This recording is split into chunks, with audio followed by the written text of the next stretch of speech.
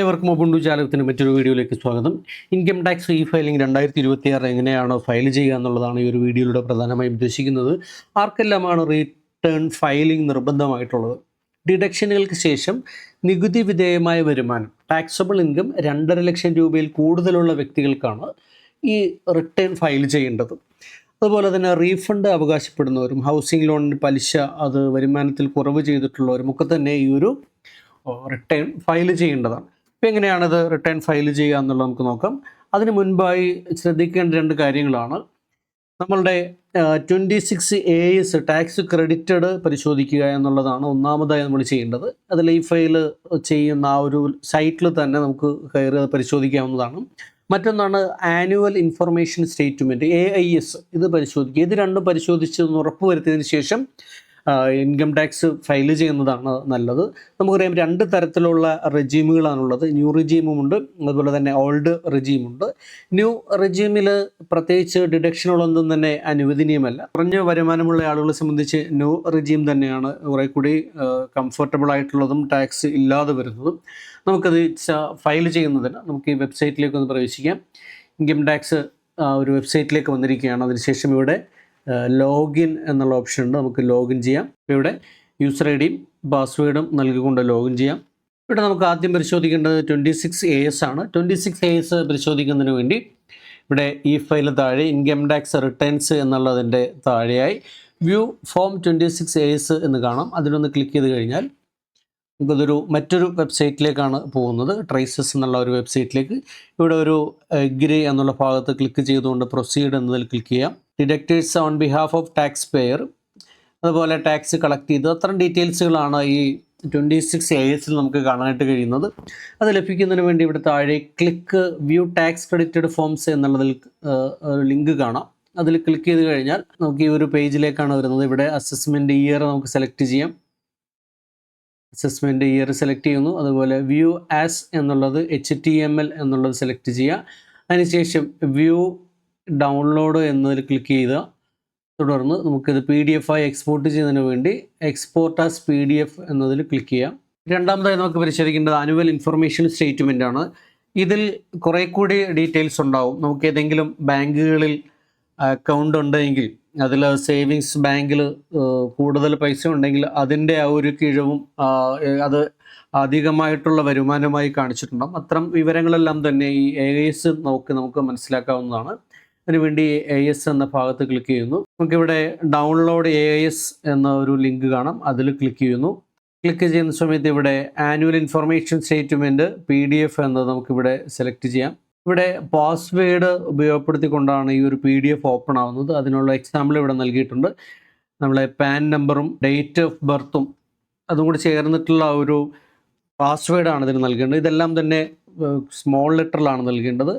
അങ്ങനെ 26ASഉം അതുപോലെ annual information സ്റ്റേറ്റ്മെൻറ്റും പരിശോധിച്ച് ഉറപ്പുവരുത്തിയതിന് ശേഷമാണ് നമ്മൾ ഫയലിങ്ങിലേക്ക് കടക്കുന്നത്. നമുക്കിവിടെ ആ ഹോം പേജിൽ തന്നെ ഇവിടെ ഫയൽ നൗ എന്ന് കാണാം. ഈ ഫയൽ നൗ എന്നതുപോലെ തന്നെ ഇടത് ഭാഗത്തായിട്ട് നമ്മുടെ ഡീറ്റെയിൽസ് എല്ലാം തന്നെ കാണാം. ഇതിൽ ഏതെങ്കിലും തരത്തിൽ അപ്ഡേഷൻസ് വരുത്തേണ്ടതുണ്ടെങ്കിൽ അവിടെ കോൺടാക്ട് ഡീറ്റെയിൽസും ബാങ്ക് അക്കൗണ്ട്സും ഡീറ്റെയിൽസും ഒക്കെ തന്നെ കാണാം. ഏതെങ്കിലും തരത്തിലുള്ള അപ്ഡേഷൻ വരുത്തേണ്ടതുണ്ടെങ്കിൽ ആ ഇടത് ഭാഗത്ത് അത് ചെയ്യാം.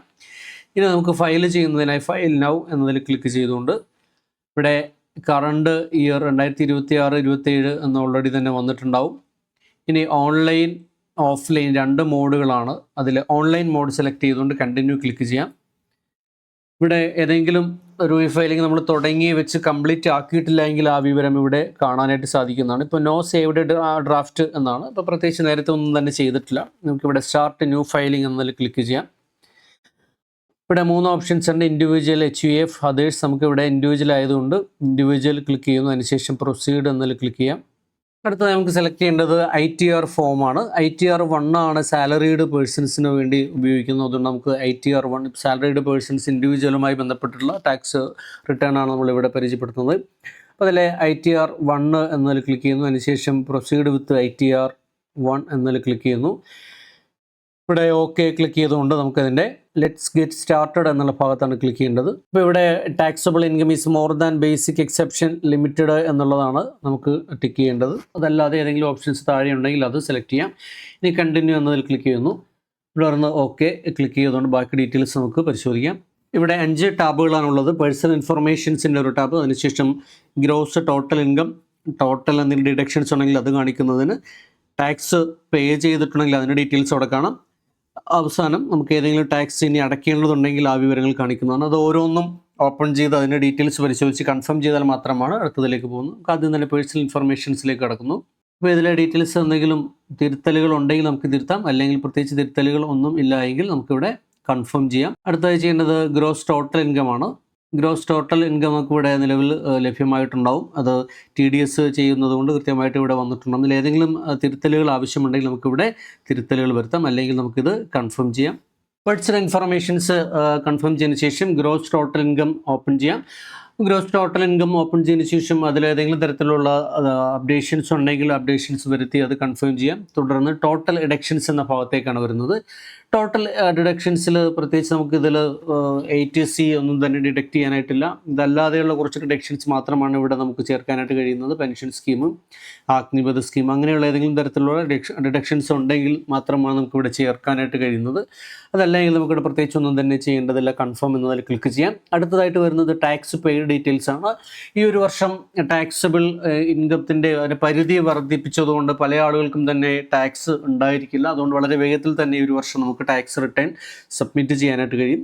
ഒരു ഗവൺമെൻറ് ഉദ്യോഗസ്ഥരെ സംബന്ധിച്ച്, സർക്കാർ ഉദ്യോഗസ്ഥരെ സംബന്ധിച്ച് വളരെ വേഗത്തിൽ തന്നെ ഇത് പൂർത്തിയാക്കാനായിട്ട് കഴിഞ്ഞേക്കും. ടാക്സ് പെയ്ഡ് കുറഞ്ഞ വരുമാനക്കാർക്ക്, ഏതൊരു മധ്യനിരയിലൊക്കെ തന്നെയുള്ള സർക്കാർ ഉദ്യോഗസ്ഥർക്ക് തന്നെ പ്രത്യേകിച്ച് ടാക്സ് ഒന്നും തന്നെ അടയ്ക്കേണ്ടതായിട്ട് വന്നിട്ടില്ല. ഇപ്പോൾ ഇവിടെ ടാക്സ് പെയ്ഡ് 0 ആണ് കാണിക്കുന്നത്. ടാക്സ് അടച്ചിട്ടുണ്ടെങ്കിൽ ആ ഒരു വരുമാനം എത്രയാണെന്നുള്ളത് ഇവിടെ നമുക്ക് കാണിക്കും. ഇപ്പോൾ പ്രത്യേകിച്ച് ഒന്നും അടയ്ക്കാത്തതുകൊണ്ട് 0 എന്നുള്ളതാണ്. അത് കൺഫേം ചെയ്യുന്നു. അതിനുശേഷം verify your tax liability details എന്നുള്ള ഭാഗത്തേക്കാണ് വരുന്നത്. ഈ ഒരു ഭാഗത്ത് നമ്മളുടെ ടാക്സബിൾ ഇൻകം കാണിക്കുന്നുണ്ടാകും. അതുപോലെ തന്നെ ഏതെങ്കിലും തരത്തിലുള്ള മറ്റ് വരുമാനമുണ്ടെങ്കിൽ, അതർ റിസോഴ്സസ് ഉണ്ടെങ്കിൽ, അതർ ഇൻകംസ് ഉണ്ടെങ്കിൽ അതിനനുസരിച്ചിട്ടുള്ള ടാക്സ് ഉണ്ടായിരിക്കും. പക്ഷേ ചെറിയ തരത്തിലുള്ള ഏണിങ്സ് ആണ് എങ്കിൽ, അതർ ടോട്ടൽ ഇൻകംസ് ഉണ്ടെങ്കിൽ അതിവിടെ നമുക്ക് കാണിക്കും. അങ്ങനെ പ്രത്യേകിച്ച് അധികം വരുമാനമൊന്നും ഇല്ലെങ്കിൽ ഇവിടെയും നമുക്ക് ടാക്സ് 0 തന്നെ ആയിരിക്കും വരുന്നത്. അതുകൊണ്ട് കൺഫേം ചെയ്യാം. അങ്ങനെ ടാക്സ് ലയബിലിറ്റിയും പ്രത്യേകിച്ചൊന്നും തന്നെ ഇല്ലാത്തതുകൊണ്ട് 0 ആണ്. ഇനി അതിനുശേഷം പ്രൊസീഡ് ടു വെരിഫിക്കേഷൻ എന്ന ഭാഗത്തേക്കാണ് കിടക്കുന്നത്. ഇവിടെ ആ ഡീറ്റെയിൽസ് എല്ലാം തന്നെ ഒരിക്കൽ കൂടെ നമുക്ക് കാണാം. ഇതിലേതെങ്കിലും ഡീറ്റെയിൽസ് പരിശോധിക്കേണ്ടതുണ്ടെങ്കിൽ പരിശോധിച്ച് ഉറപ്പുവരുത്താം. അതിനുശേഷം preview and submit your returns എന്നതിൽ ക്ലിക്ക് ചെയ്യുന്നു. ഇവിടെ ടിക്ക് നൽകി, പ്ലേസ് നൽകി, ഇവിടെ പ്രൊസീഡ് ടു വാലിഡേഷൻ എന്ന ഭാഗത്തേക്ക് കിടക്കുകയാണ്. ഇവിടെ ഏതെങ്കിലും തരത്തിലുള്ള എററുകൾ ഉണ്ടെങ്കിൽ നമുക്കിവിടെ ചൂണ്ടിക്കാണിക്കും. ആ എററുകൾ ഉള്ള ഭാഗത്തൊന്ന് ക്ലിക്ക് ചെയ്ത് കഴിഞ്ഞാൽ നമുക്കിത് ക്ലിക്ക് ചെയ്യാനായിട്ട് സാധിക്കും. ആ എറർ കാണുന്ന ഭാഗത്തൊന്ന് ക്ലിക്ക് ചെയ്ത് കഴിഞ്ഞാൽ ആ ഒരു എറർ ഭാഗത്തേക്ക് തന്നെ തിരിച്ചു പോകുന്ന അവിടെ ആവശ്യമായ തിരുത്തലുകൾ വരുത്താം.